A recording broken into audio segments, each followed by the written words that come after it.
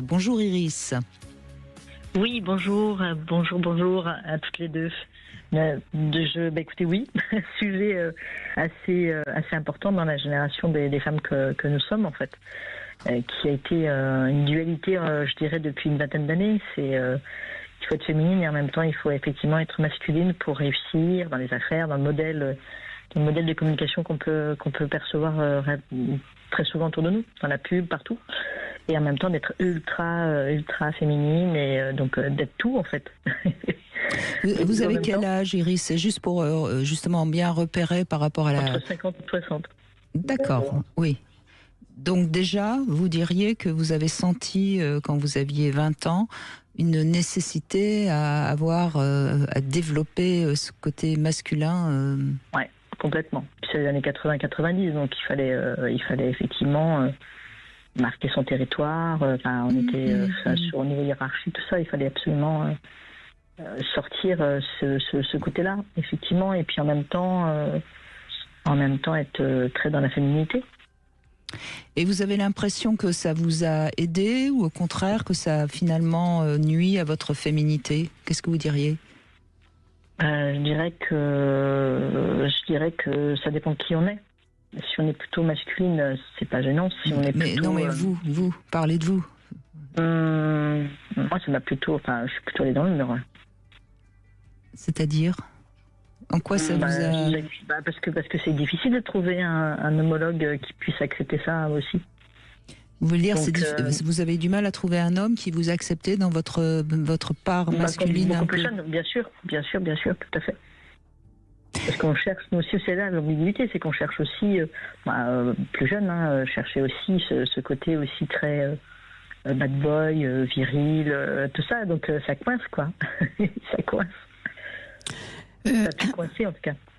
Alors, encore une fois, c'est dans ce qui se joue là, il y a le côté de la femme avec l'homme, et qu'est-ce qui se passe d'une manière plus souterraine, sous-jacente. Ça veut dire que votre part à vous du masculin, et qui est précieuse quand même, elle nous permet à nous, femmes, effectivement, de pas se laisser faire. Elle nous permet aussi de pouvoir agir, de pouvoir nous impliquer, etc. Maintenant, comment est-ce qu'elle va rentrer ou pas en compétition ou en complémentarité avec la part masculine aussi? Parce que là, on va avoir du masculin en la femme avec le masculin de l'homme. Comment ces deux-là peuvent être partenaires? Pourquoi pas s'admirer? Pourquoi pas être complémentaires? Ou est-ce que quelque chose de l'ordre de la rivalité va se jouer?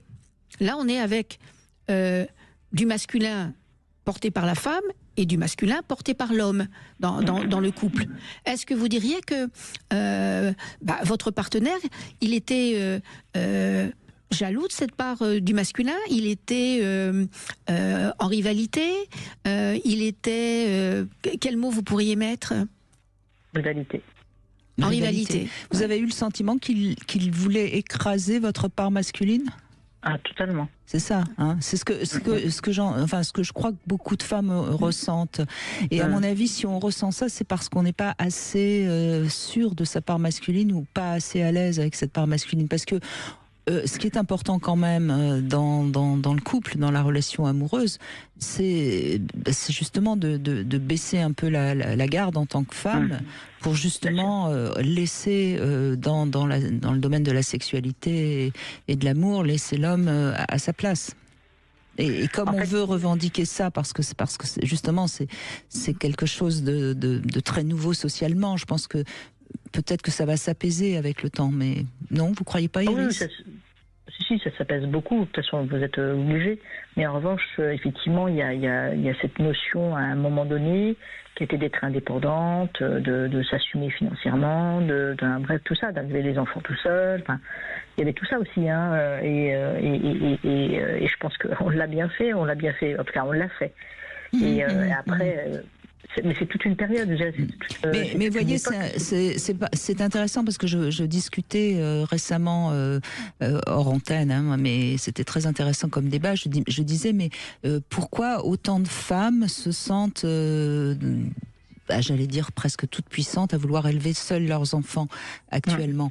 Et je pense que ça, c'est aussi une erreur, parce que je veux dire, c'est un fardeau terrible. Vous êtes obligé d'aller bosser, de vous occuper de vos enfants, de faire les courses. Enfin, vous n'avez plus aucun moment à vous.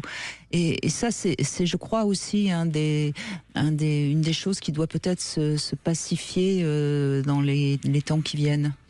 Oui, ça c'est évident. Mais maintenant, qu'en est-il aussi de la part féminine de l'homme à ce moment-là? Est-ce que la femme va lui laisser aussi la possibilité de jouer le rôle de la femme, c'est-à-dire de mettre en visibilité son anima dans ce qu'elle a de maternel, protecteur, etc.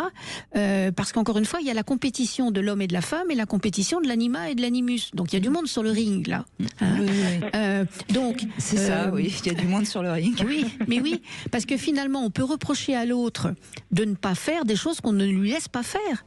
Mettons, si moi, mon animus, il est tellement revendicateur, etc., qui va donc se jouer dans le registre plus problématique. Si on dit à l'homme, laisse-moi faire, je fais mieux que toi. Voilà. Mais oui, mais il y a ça aussi. Donc ça veut dire que là, la remise en cause du couple par rapport à ces valeurs-là, ça fait du monde. Parce que homme-femme, à la limite, peut-être qu'on aimerait bien, mais ce qui se joue de l'ordre de l'inconscient, c'est-à-dire avec l'anima et l'animus, là, il y a des contentieux qui n'ont peut-être pas encore été réglés, de l'ordre de notre histoire, papa, maman, de tout ce qu'on a introjecté. Et là, oui, bien sûr qu'on voudrait bien, homme, femme, voilà, dans des moments de cohérence, on va se dire oui, on va rectifier, on aimerait bien, etc. Mais ça va nous demander d'aller en profondeur, voir ce qui s'est joué dans notre propre histoire, quoi. Puis il y a peut-être aussi une chose, c'est que quand on se retrouve en famille, même si on est dans cette dynamique-là, nous, ce qui était, mais c'est qu'on avait des familles autour qui mettent une pression énorme aussi de part et d'autre. Et donc, on est encore plus sur le ring. C'est-à-dire que même si au quotidien, on arrive effectivement à concilier ces choses-là, ces répartitions-là, parce qu'on a la chance aussi d'être dans une période où on a pu apprendre. Oui, ça bouge, c'est formidable. Mais vous avez raison, le terme de ring me paraît pas mal pour démarrer l'émission. Allez, on va continuer bien sûr.